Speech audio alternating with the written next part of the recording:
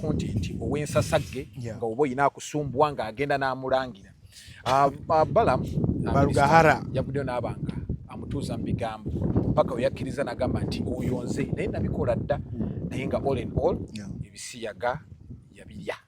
kusinziira ku katambi akatambula. Mwami Ntambi nakulaba wano ku Shalom 256 nga mukyazizza omukolo oyo ng'abyegaana era ne muwa platform ennene abantu ne bagamba omwana gwe bawayiriza bwe bati era Bantambi batuyambye omwana afunye obwenkanya okusinziira ku bantu naye byagenza okuvaayo abagamba Bantambi bano ate be batandika okuleeta omuntu eyeewulereza ng'ate ebisiyaga abirya. Tandikirawo mutandika mutyo muleeta ku seeti. First of all nga sinagenda wala nsooka kwetonda kwetondera abalabi. Ogenda kwetonda otudde bw'otyo bw'onoogize mu ntebe. Nsaba mpita wano ku mukutu Jebbi mpita ku mukutu jangu ompe shoti ya Ntambi nga yeetondera abantu okuleeta omusiyazi. Jimpi singu jimpi nyamba buyambi twagala beera mu twetonda mwe mwali n'omusiyazi nembega tonto ina magezi mwe mwali n'omusiyazi nze kanji kweweera ono alabika asaaga gamba agambibwa tagambibwa yabyeyogeredde Mwami Ntambi yeetonda. On a serious note ntwala omukisa guno okwetondera bannayuganda abaakosebwa olunaku lwe nalabikira mu Katambi n'omwami oyo we yali ali ku platform emu kwe nali okubanga ajja okubanga ayogera ku bintu ebyali bigenda mu maaso. Sometimes olumu waliwo omusango ogukwata by alliance bagamba nti Megatron atambula n'Entambi, Entambi akola bwati sitambula naye namulaba ku gwe gwasooka gwe gwamala siriddamu channel sigiraba simujjukira n'awafaanana namusangula mu gundi yange naye ekyaleetera ekyo nti obuvidiyo bwe busaasaana. I was one of the first people who reacted on them. Omukutu gwa Shalom nenzija nenjogera nenzija nga nvumirira ebikola bye nalaba kati tuba tuli awo nga tukyegenzeeyo obuvidiyo bwange ne yabusalamu ne bugenda ne butambula ne bumutuukako omukulu oyo tuba tuli awo ng'akubye essimu akubira Shalom ng'agamba Ntambi yasasuddwa ssente abere nga yono n'erinnya lyange ebintu ebyo sibikolangako ate nga nze bwe nagamba ebiseera ebisinga sera ne kisinza okubeera nga kinkuuma wano kwe kubeera nti no sikola kintu because of someone nti ampadde ssente because yagala credibility yange you're always objective otundulira ensonga ngo balance bane facts zibeera supporting ekintu kyola ashuje nakoze olunaku olwajjo nagijje mu muko gwa Daily Monitor kwa courtings Daily Monitor okusinzira omusango gwa badde gutambula n'embeera nga nambulula oba okitegeera tewabadde mukyange kye nataddemu tewabaddewo omuntu yaŋŋambye nti oba kino twakoze bukozi shonga tuzikoleza ki eza bulijjo bwe wagenza okubyogera aye Musumba yaviiriddeyo ng'ate gwe wabyogedde dda definitely era share your trendings yes era nagenze ku X kwabaddeko omukulu Martin Sempa ndowooza nga alina ate omukutu gwe yabadde akola ki naye akwotinga naye ng'omukutu gwe yabadde tegwogera ebintu byabadde contrary era ne mudda namu baagize bwe bati ne muddamu nange ne ntekamu quote ne link eya Daily Monitor publication sinagamu kuddamu kumulaba ng'akyogerako awo kugamba nze nkolera nnyo in balance of what is on the table in terms of facts either quoting or either have a reference or either someone yangamba wetu tukolanga amawulire galina okubeera nga kola kigata kati gayi yangamba ekintu ekyo nempulira bubi nnyo nti bansasula Ntambi naye weegase ku bantu abannwana nze ng'olina omuntu aŋŋamba nti mulwana nali simulabangako nali sirabangako content we tajjangako ku for you page yange for you page yange kujjako nnyo hip hop music mupiira basketball eringa yange bye bijja kati kiyinza n'okuwulika obulaka tomanyi gundi sometimes nze ebintu bamwe kati mumanyi bantu nze kati tebijja kandi nali simulabangako nalaba Butambi kati mu kukola show entandika kwagala okulonza ti ono yaani abadde akola kati nasaba Shalom n'agamba you know what Shalom n'amugamba Ntambi asobola okubeera nga yabadde asasudde ssente kubanga akukuba Ntambi has always been objective nimugamba guy ku loudspeaker nimugamba egaddala nze sikumanyi sikulinamu any interest so there is kijje mu ndowoozayo nti waliwo ekikulwana wandi mu kukulwana ne mugamba wabula obeera ng'oli mu kwewakana nti tewabikola okukimakinga fair and balancing leka tuddamu tukole endala nga muli ne mumuwa platform yes ajje abyeyogerere nga we byali kuba yali awakana oba yali abyewakana kati nga kijja kulabika bubi okusigala ffe nga tusigaza kino tulina mu position eyo nga tetumanyi kyali kituufu oba kyali kikyamu twakulira na wano wanyini we tutudde wano ku Lush Resort Hotel najja nali nva kukola show na Farouk Sakozi yalina Mande nkooye nokoowa njagala genda mu motoka yange genda kwebakamu for 30 minutes bisere ebisinga Shalom nambaka nangamba jangu nga mukalakasa yewuyo nempalira ebigere bino ne bankulula nga gwe toyagala tuula na musiyas nedda tokyogera bwotyo leka tubakube nedda bantu tokyogera bwotyo bwe tutabakube tebajjaggira tokyogera bwotyo n'ebigere ne biwalira ne bampalula amagulu ne gakufamba olengera ne wali enkululo z'ebigere z'engatto zange bajja bankulula ne bankasuka mu interview bakakabo kasoko gituula kati bali bankasuse mu interview nenga bamaze olinga kamera kalina okwekompoze nga mu character olina okwetereza mangu oba kitegeera sho negenda mu maaso era ne throwing ebibuzo bina throwing okumubuuza ye n'alaga nti no he was wish hunted kakati ekyo kyali kinvudde omugwa wali gunvudde mu bulago gwe wayagala wayogera beyogera naku blaming olw'okwogera be wayogera n'omugamba bw'oba gamba mbunaye nkuwaayiriza jangu otereze ensi yebeekwejajingira n'okiwa obudde siri jaji si jaji nga bantu by the way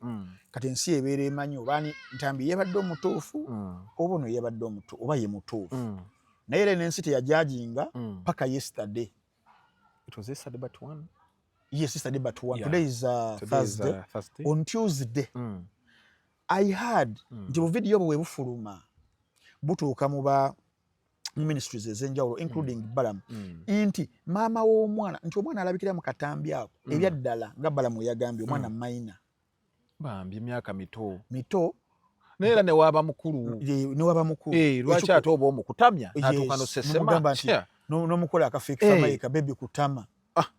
kutamya muntu imagine nasesema n'oyongera okusesema kutanaka kale n'atanaka kakati naye yadandeetako olugezogezo awo mu comment section bino ebigambo byetwogera mu bimanyize temujja kumumanyira mubusemanyambike bikke ku kigambo kibatamanyi olupanga kale taata sensitive bamuyita emabega tabani bamuyita emabega mpulira ssebo era nti ali mu bulumi maama yakakimanya kuba okusinziira ku bigambo ebyogerwa ono Ken agamba vidiyo ezo zaali zadda era nabivaamu dda do you kana akatabo kalimu ki kwata tandikire eri kalimu notisizo wano notisizo kebera page eno kuno musango ki sigwe goyo Google no one kati nabiwandiika dda nitabye bintu bino bikola oti yes katandikire waliwo nyinyi nali nabiwandiika dda katola pages zino ali nabiwandiika tambye oli wanjawulo yes kati chovola otuziza omuntu omutuufu wano I make my notes I make my research omulimu guno ngwe neme gatondia kufunanga kirabo nnyo era nteekaze bakumbanja bambi ntambi oyagala sente meka milioni 5 nfuna mmeka ekibi bino mbikolera abantu sina kyenfunamu kakati mega nina yagamba mbu funa nnyo sente nimukajja ntukole ajana yako yajja yagita muli balogo muli babi nnyo awe tuli maama avaayo maama yali yagenda dda n'aloopa yali aloopadde omusango ne batamufaako si 2018 bannange kati yankukuba akaana yabadde ayagala just kwagala kwejjako tetteeka limukwata n'agamba nabikola dda ngalowooza kimutaasa ebiri recent nawe nagambiddwa kigato yagambye kigato wa Jenkins ate wesi wa Jenkins wani oyo wali mu intelligence byali recent kati ye yalowooza nti byali byadda etteeka terinajja waliwo yamuwadde amagezi tuwogendayo gwe bagambye byadda kuba etteeka yajja 2023 tubagambye 2018 limekukwata but awo nawe yali mukwata Penal Code Act tugenda bigendamu awo eyali yogera ku ene kutya bigendamu so mama ng'agenda wawabira ki musango mu ministry nga bakopingiddeko Minister Balamu Minister w'abaana n'abavubuka omuvubuka yakutta omwana kati nga Balamu bimukwatako omuvubuka ye Ken omwana mayina gwe bakwata awo doketi ye bulungi kakati Balamu kye yakola naye n'aforwardinga eri CID eri JAT eri Uganda Police batandika okukola ekikwekweto tokoowenja tokola ki tokoowenja banonyani Kenny ki mukarakasa nayogeranga naawe ne batandika okufeffetta Kenny nga yefudde musugwe ki ebuzinzi yonna musugwe kanyanya nga bakuba simu n'agiraba ngenda batagimanyi ng'esooka agijjako soka agijjako nga soka agiteeka mu firiigi network ebula ana alisimenye nti ebula naye nagiteekamuko nga nfulumya akantu network ebulira ddala okitegeera agiteka mu deep freezer network n'agikomyawo nga wagenda ku wifi enamba wagibuzaabuza so n'abeera nga abazannya omuzannyo gwa jangu okwenkule kwiso bando ne banoonya omwana oyo n'ababula naye ngeno maama buli luvannyuma lwa nnaku nnya agende wa Balamu bambi namugamba naye nga omwana oyo nga temulaba akola zi YouTube temusobola kumufuna ng'akola atambula anaatambula wali ne lwe bamukwata se bwe yateekayo temubeeranga omusango munnange mugamba nti omwavu tasinga musango maama n'akaba amaziga naye nga pressure eri kwani ku Balamu gwe bataddeko ku kisenge Balamu oyo ffenna yesterday twamutaddeko akazito including me olwa video gye twalabye interview gye twalabye nga one Balamu aforcinga confession mu mwana Balamu nga alinganga mugamba nti weetonde kibeere nga kiggwa n'ebifaanaganako weebityo era abantu abasinga twali tulowooza nti omwana bakoze eki bamutadde buti kuba nalabyeko ka video awo ng'ali ne 10 nga batambula naye nategeezeddwako nti olwamaze ebyo byonna wano Balamu bino byonna bye yakoze yabadde amupimamu ndowooza yabadde amusikamu naye ate kyeyamusiseemu ate kyekyadde ekyobulabe kyabulabe kitya Balamu omusango yagusse atya tugendawo kakati poliisi nejja nemutwala naye wetwogerera tukoledde video wano ali ku CPS yakoze statement yakoze biki naye nga baali bawandiika baali bamaama omusango gwaliyo okitegeera kakati the challenge endala eriwo nategeezeddwako era nti waliwo era n'omusango because waliwo ababuuzizza the general public ng'obutambi bususse obw'obuseegu enkola eyo waliwo abali untouchable ne gundi awo ani balina bye bayodde Makindi olaba ngaawo ku gundi ku Balaxi waliwo ebbaala ebadde awo bayodde bonna ne babatwala nali bali mu mbere baali badde babiriira awo ebbaala yonna nga yo basiikasiika basiikasiika ebinyanyanyanya ebibogaboga bonna bali awo kakati waliwo I've been told another prominent source I've been told today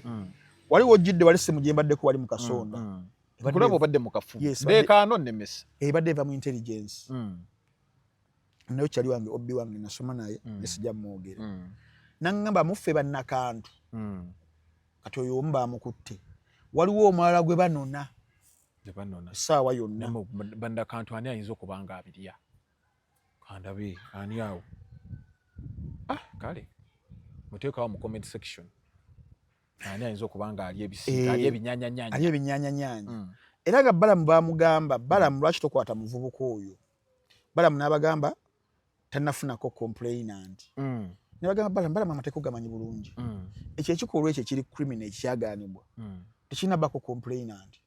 n'ekyo tekiriiko kibeeranga essaawa zino nga nzisa omuntu teweetaaga kubeerawo complainant ogwo omusango gubeera gwa criminal gubeera gwa ggwanga naye ate nga twalaba Katambi Katambi tewakalabako nti obutambi bubeera bufulumye kiranga nga vidiyo efulumye nga nzita omuntu naye kambuuze kati but ono bw'aba yabirya oba ono gwe balya ani aba n'omusango omunene gwe balya n'abirya alya wabeera nga alya emayina era akubeera nga babikola babiri nga beeyagalira bombi bandibadde essaawa zino bombi bali mu presi emu okitegeera kati mbadde nkugamba munnange Balamu ng'agamba munaye tewali complainant yamugamba nedda ssebo gwe omusango tegwetaako complainant kasi obujulizi bubeera nga bukoze eki bwebubeera nga buzze era ŋŋambiddwako mbu watabeerewo kikyuka kyonna watabeerewo masimu gakubwa watabeerewo kugenda kusamira ate nga amasimu gakuba lwaki waliwo abaana n'ebyana nange ensi bagifudde kale gira maaso ne bagamba nti omuvubuka oyo YouTuber yakayingira oba yajja dda mwogere erinnya oweriza abantu nkwekakasa naye ntabye abantu bakwagadde tozibira gwe mankuba akaama obyogere iye nze nkuba mbyogere ne bagamba bamunona wandiika erinnya saawa yonna lisookezaako si abantu bamutegedde bamukima kuba ne Ken yeye alowooza yaguma Zambiro kati ono ye akimanyiiko mbusa yonna bamukima simanyi oba yakitegedde but I've been informed reliably kakati ate ye yakozesa mayina ye yakozesa munne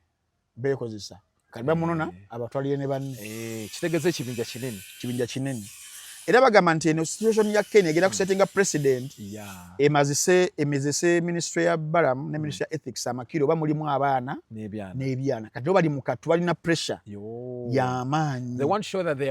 they are working yes as per the mandate okitegeera kati YouTube oyo tumusabire aliwa kitumusabire bamukwate leka naawe sajagaza bamukwate basi bamwe aboogeddeko boogezi ku bigambo bana abali amabina edda negwe kyannuma nti bantu alanze mu kukomera mu bintu ebitaliimu bano babatwale mu birimu kyannaku kati YouTube bano abantu obalaba beetagana kukwata bano ababira ne babawa embalaasi ng'embalaasi ze ziba koona kakati muteeka wakati oyo YouTuber ye mukugambye bamunone essaawa yonna kuba buvidiyo babwina kiyinza n'okubeera nga bamukimidde simanyi nti bagenza okugenda yejjo amini luli nga buvidiyo ate bwe mwalaba mmwe biwero nindako bo buvidiyo babujjawa balina intelligence kakati tebamanyi ngeri gye bahakinga kuyingira siba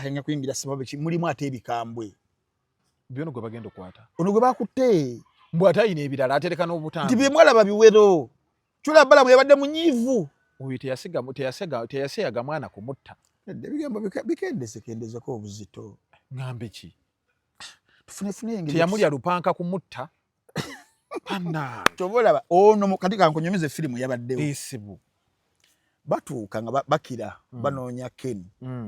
abuza nga mulaba batambula nnyo nani ne 10 akati nga balina kuyita mu 10 okukwata kati ate balaba nga ate Shira Price akola ne 10 kati Shira yajoyininzaawo embeera eyo balina bagamba munango okusinga okugenda mu dduka bagamba nti akiika embuga akola ki amanya ensonga kale amanya ensonga kuli omululu ono ekimu nino kimanya tumanyi lugero olwo kakati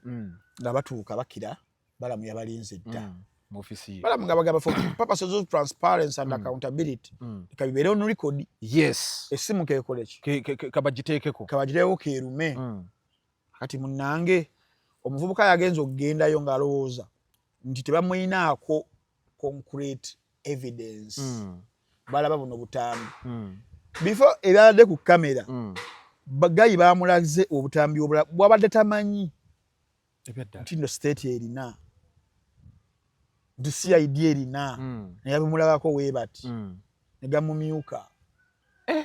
ng'abulabye sibyangu ati kati he never expected kyabadde agendamu kyobalaba nti yadde alina okugoyinga muki mu kwetonda amaaso ne gamumyuka naye n'agamba omugezigezi n'agamba okumala kino ekintu emyaka kanjongereyo emabega nti yamusiyagadda anagamba ekigambo kikyuse yamukozesa naye kutekuba kukozesa yamulya dde olupanka tugambe tutya yeyayaawo yamusosonkola ddondi dda yamusulika ennenge naye ngandaba kinene nikusulika mu nnenge kale katugende n'ekyantambi yamusulika dde ennenge kati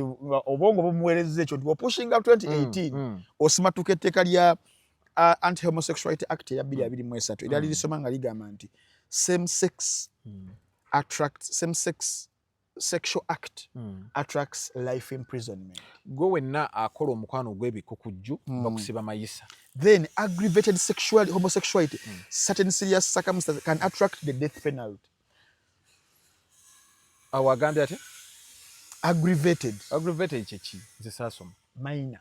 omuto nga tannatuuka myaka 18 kwa muteeka nasoma aggravated bagamba 14 and below lwaki teba 16 balina engeri gye babigiramu n'obugezi mu development aggravated development kuliko age eya wansi ate ennyo ate waliwo n'endala nga ebeera just defilement kati muno mu aggravated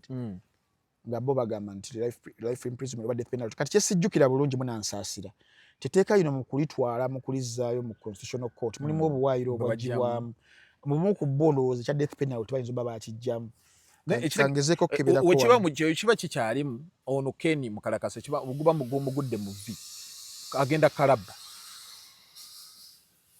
sikyo ono egwa gumugudde mu vi agenda kalaba anja kakubeera sure kamala obuuzaako wano ku Mr. Google sa oba death penalty baagijjawo death penalty is still part of the law but it applies only to specific category called aggravated homosexuality. This is the only situation where death penalty can apply, not ordinary cases. When does death penalty apply? The law provides death sentences for cases classified as aggravated, which includes situations involving a minor, cases involving coercion, authority or exploitation, repeat offenders, situations involving vulnerable persons. Kasoke malo okubuuza Mr. Google ekyokubiri. Wagala kaka santi obagenda kalaba. Ngabage. Agende. Ojira isawo sponsor. Ngende. Atukizza banaffe aba Beef Organic. Natural products. Atuli awo mengo kubini masengere. Gawe nayo nedwade nga zikutawanya. Omuli sukali, pressure, omugejo,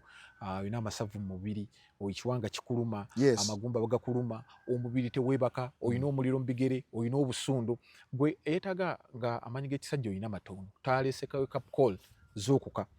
Tukuterereza ddala okozesa kukola masturbation wake up call zuka ajja kubeera nga akuyambira ddala bulungi nnyo. Beef Organic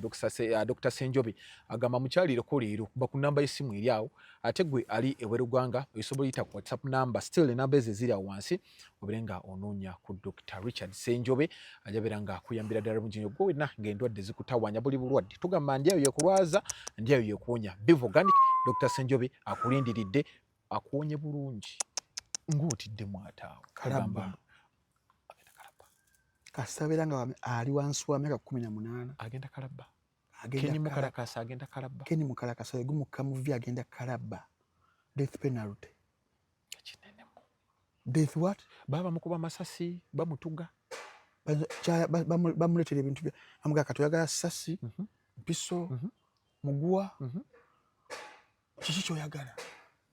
oba bomu oba gulunedi tujuse yetaaga twala mu Iraq tugule tujikusule mu nyuma ne baba nyuma nega jawo baba genda mutta kalaba aggravated ebyaddala nga gundi bateekawo nnini kanziremu mubuuze nti ebyobusika birekerani alina ki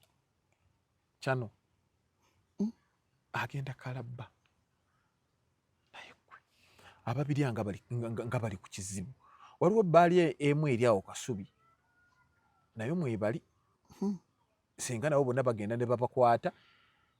nabo ne babateekako ogwa kalaba baana baliira ddala ebisiike abakazi bali mu Uganda wano bagadda balinga yakibe abakazi nga bali mu Uganda baŋŋambye nankulaba waliwo abakazi ba 2,200 ng'ogenda bwejavwana olya bwonywa bw'otakuta ng'osanga omulala ku mutwalo ofuna kigundi bannange nga bitiisa odde ku manyuma bannange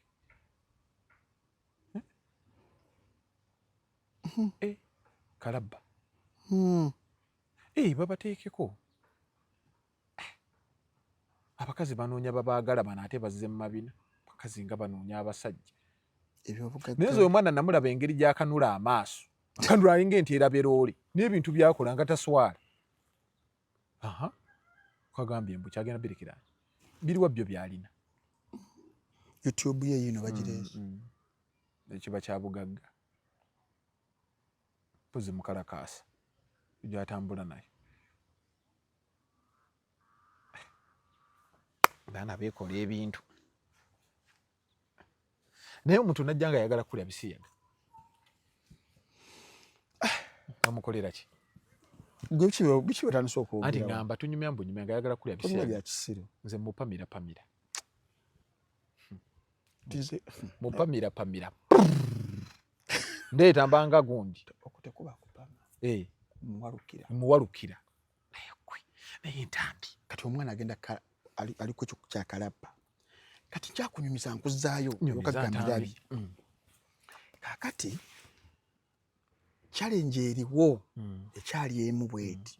ninga bagenda givuunuka prosecution egenda givuunuka one nate njogerako ne lawyer omu criminal lawyer nangamba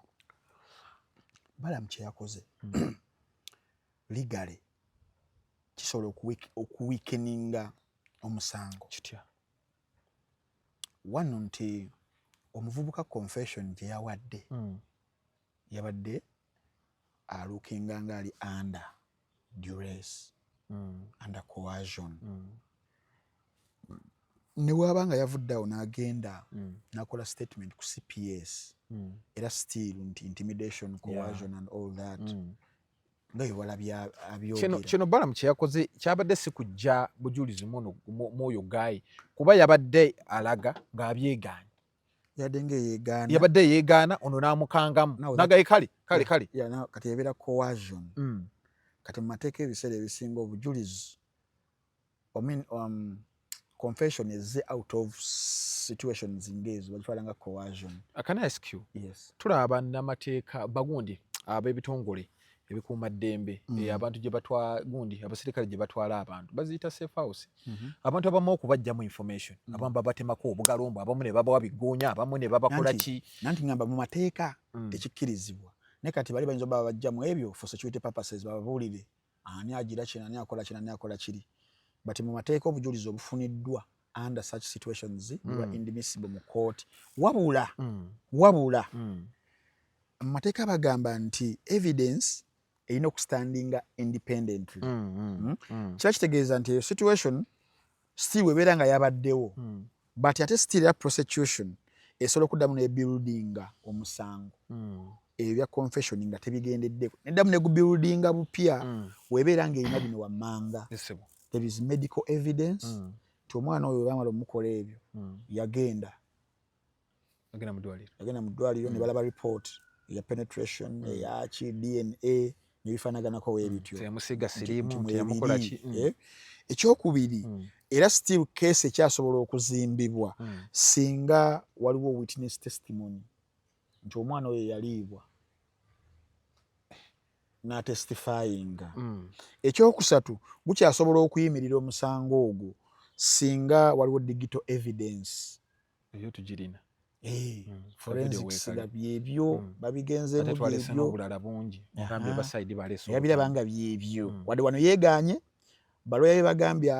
from sajja information gye yabawaddemu abaddemu mukase bikoze bitya wowowowo awo